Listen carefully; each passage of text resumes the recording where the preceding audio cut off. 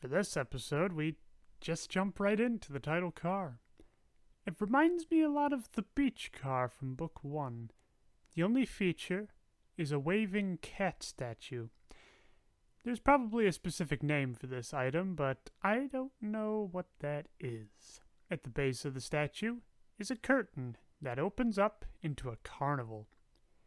Here, the pair reminisce about times at the carnival, MT having dark memories of the House of Mirrors, and Jesse being reminded of his little brother, and a need to apologize for his mistakes. Alan Dracula gets distracted by fake grass in a vending machine.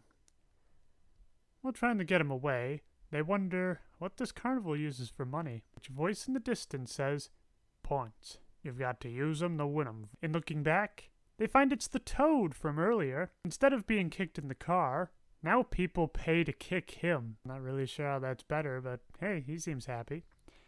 In light of freeing him from his existential crisis, the Toad gives them 2 points each. There's a really good joke here. He says, "Oh, please, call me Terrence." Wait, your name was Terrence this whole time? Nope. That awkward silence after the nope is just genius. As they go around the carnival, there are a lot of callbacks to Book 1. The rose head from the Straight Up Italy car, the bunny from the Ball Pit car, and the creature from the Crystal car.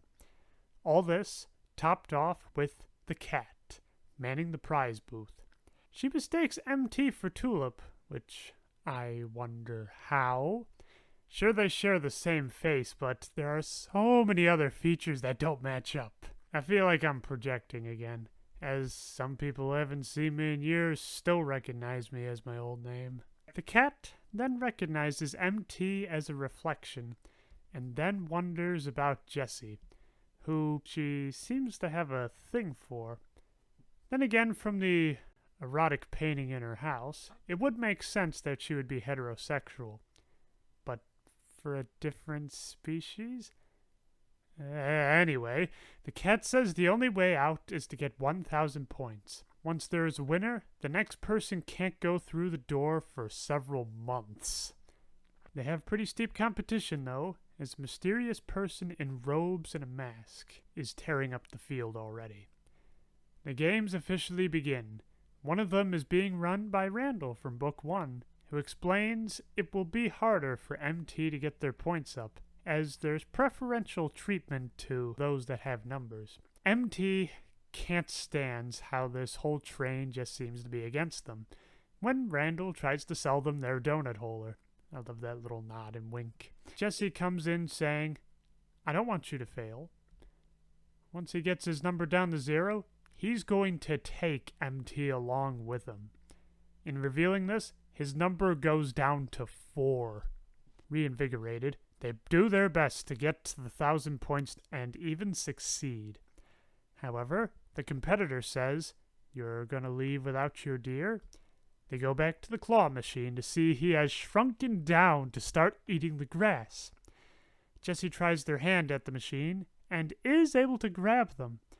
However, in that time it takes to do this, the masked competitor has the ability to go through the door. They open it to reveal a band of rebels taking over the whole place. This character takes off her disguise, revealing a very similar outfit to these other rebels. MT, being enraged by the squandering of this gift, wants to know why. They are a group of passengers fighting for survival, rather than trying to grow as human beings. The leader looks at Jesse's hand to be disappointed by such a low number. She wants them to join the group.